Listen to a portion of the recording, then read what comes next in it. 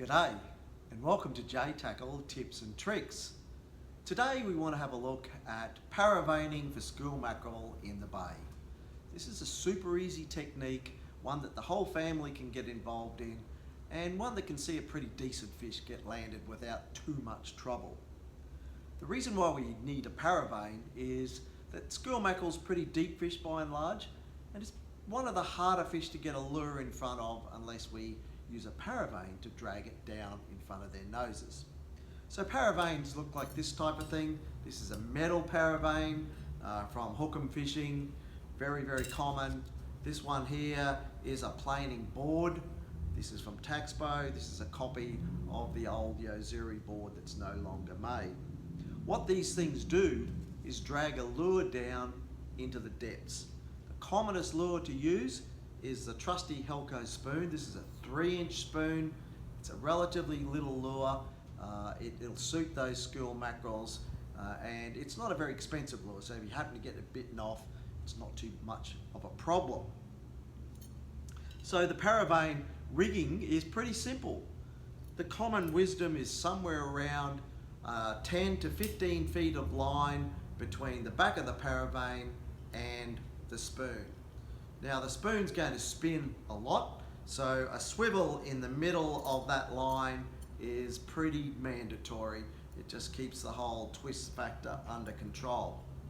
So this paravane works by just using water pressure, much like the bib of a lure, to pull down and pull this lure down, sometimes down to 30 feet, and you can get all different size paravanes to suit the depth that you want to fish in.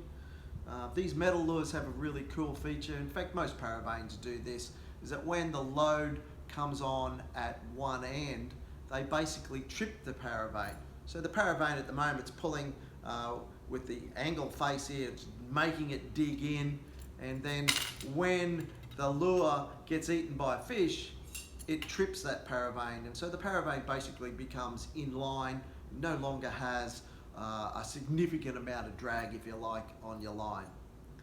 So having said that, of course, there's quite a lot of load because this is a big surface here to pull down deep, and so it's not really something that you have light line. You'd normally find sort of 30-pound tackle, the same tackle you might be trolling offshore for a mackerel, Spanish mackerel or wahoo, is pretty much mandatory, if you like, in the bay for these things, because of the drag of the actual board itself. The old school mackerel's not going to put up that much of a fight on 30-pound tackle, naturally enough, but it's not so much about that, it's about a method of getting your lure down in front of their nose and getting yourself a feed of school mackerel. So the best places for these sorts of things are channel edges, around the drop-offs of channels, around the drop-offs of Moreton Island, and in a whole bunch of other places. I'm going to put up a few clips, a few pictures if you like, of some of the spots where we find those fish pretty regularly.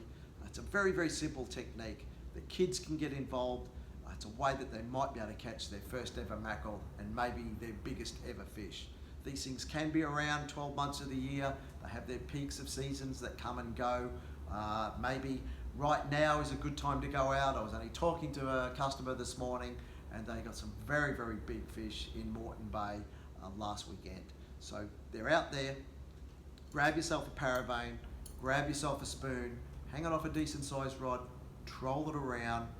Great way to catch a mackerel. Cheers. Thanks for watching.